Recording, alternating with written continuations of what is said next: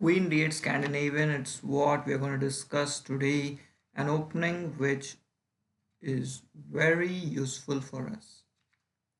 It allows us to eliminate white's e4 pawn immediately on move number 2 itself, and that allows us to compete against an opponent who has only one pawn in the center. So, what else do we need? In other openings, such as e4, e5, white marches forward with all those pawns. The e4 pawn stays on that wonderful square, and the player with the white pieces marches forward with c3, with d4, with all those moves.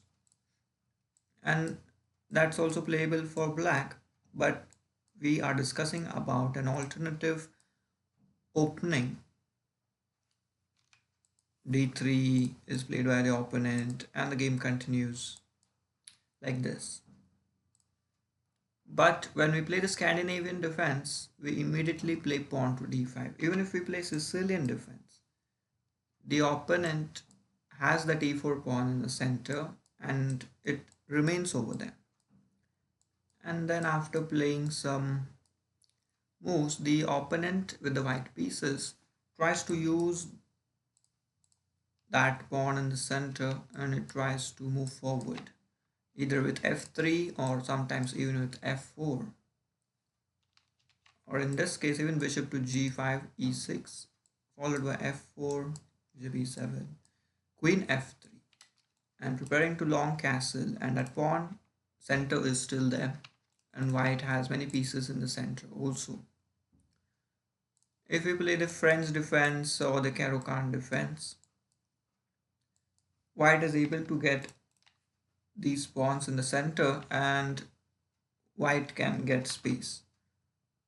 So these are the problems faced by the black side against the e4 move, and that's why Scandinavian defense exists, where moving forward is not considered that important and that powerful, because now black has no problems. Black can remove this bishop outside, and black can also stop white's d4 pawn from coming forward with c5. So black has more power.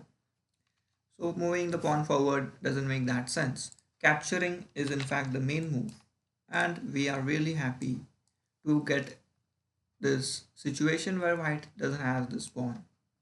So the game now quite looks like a queen's gambit, a queen's pawn game, where the d4 pawn is going to come forward. Now the knight c3 move is the move which allows white to attack a queen. That's correct. However, it also blocks his c2 pawn. So we have a situation similar to the Jobawa London system instead of the queen's gambit. So now the queen is attacked. The main moves are queen a5, queen d6, and queen to d8. Queen a5 is the main move. However, after playing after playing some developing move, the queen usually comes back again. So therefore, we have decided to discuss the move queen to d8, which is the simplest, and it just moves the queen back on the safest square, and anyways the queen has to go back. And then later you can choose where you want to place that queen to c7, or you need to bring it from here. We will see how the grandmasters bring those pieces accordingly in their games. Many plans are there, and of course you can castle on the short side safely, sometimes even on the long side. So we will see how the game continues. So this is the queen d8 Scandinavian, and you can check out this in the description.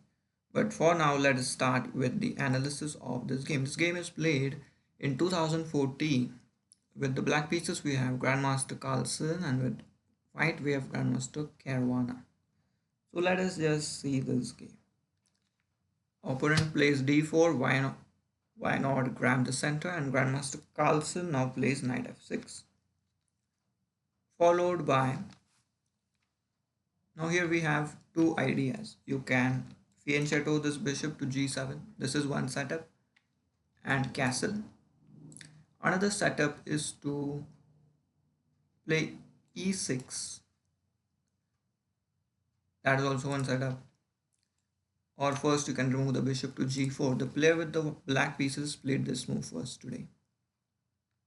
Let's see what happens. h3 and exchanging that bishop. Minor piece.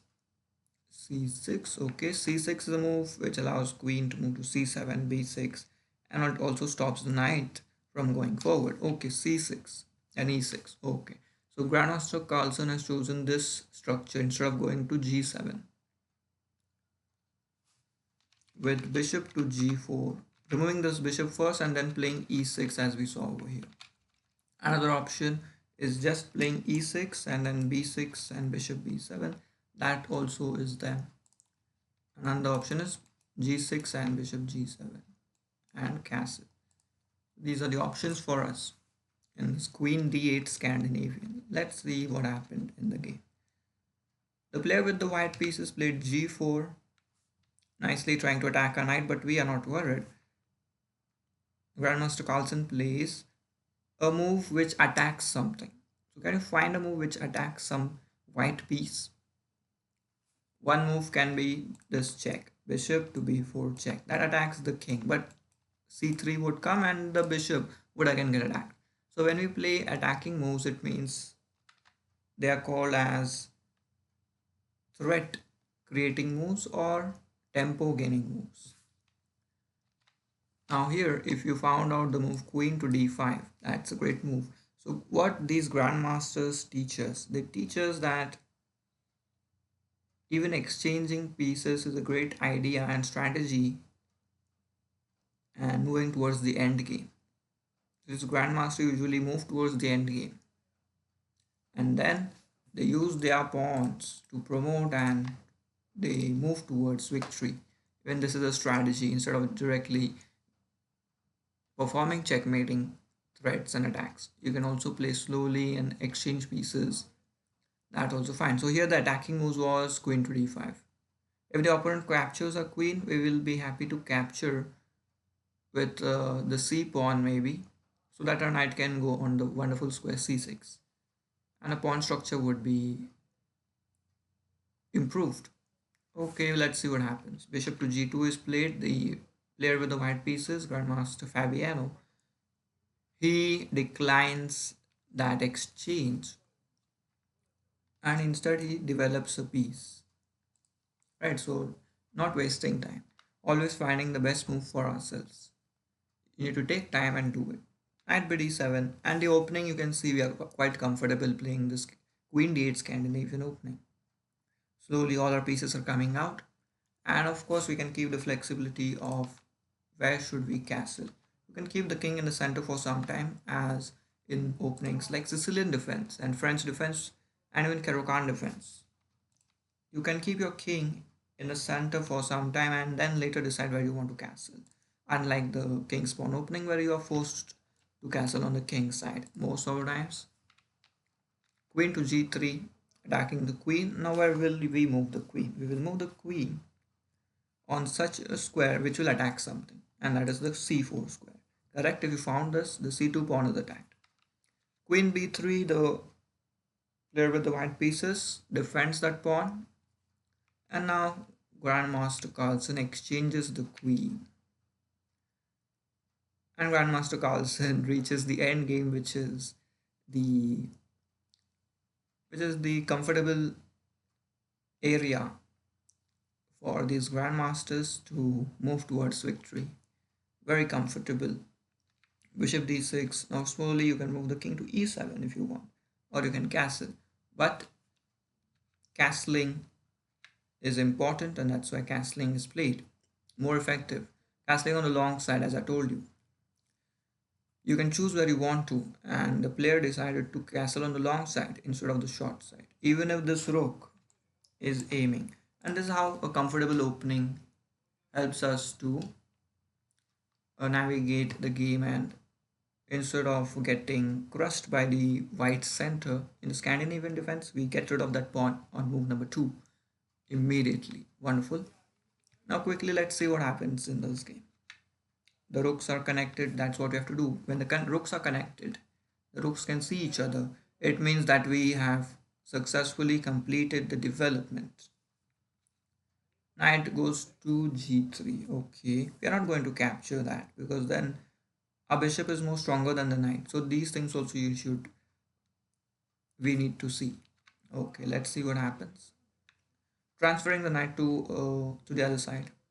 And now knight f4 or bishop f4 is possible, and bishop f4 is played in the game. h5, knight is attacked, so exchanging the bishops is important first with a check, and then the knight can move to e7. Now white has managed to bring some pawns forward. How was it possible? Because of this bishop captures, that pawn came on the square. So now white has those pawns in the center. But let's see what Grandmaster Carlsen plays.